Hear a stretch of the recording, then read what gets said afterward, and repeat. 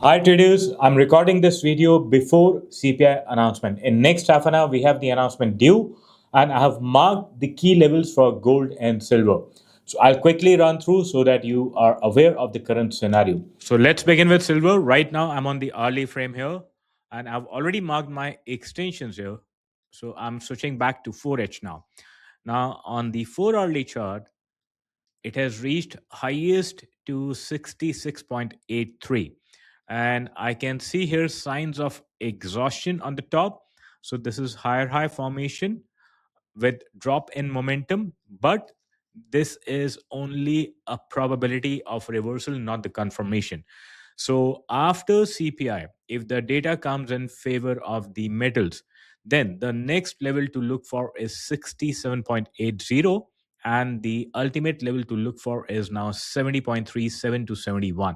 So this is the hard magnet resistance zone. So if you see direct continuation without any drop here, then you may expect next level of 67.8 followed by 70.37 to 71.21. Alternatively, if buyers give up, we see a false breakout here and then a sharp reversal. Then the lower side is the next level is 62.89 at the support side, followed by 61 and 60. I'm not expecting a break below 60 at the moment. So here 60 is going to act as the key support level. So the plan is I'm not going to buy at the current levels. I'm going to wait for the breakout to the upside if it happens, retest the zone of 70 with bearish divergence and confirmation of the reversal. I'll be patiently waiting for the price to come down to 62.27, 62.89. And if it comes further down, then I'll be happy to see the levels around 59.60 and I'll be accumulating my buy orders for the next leg up. Now let's move to gold here.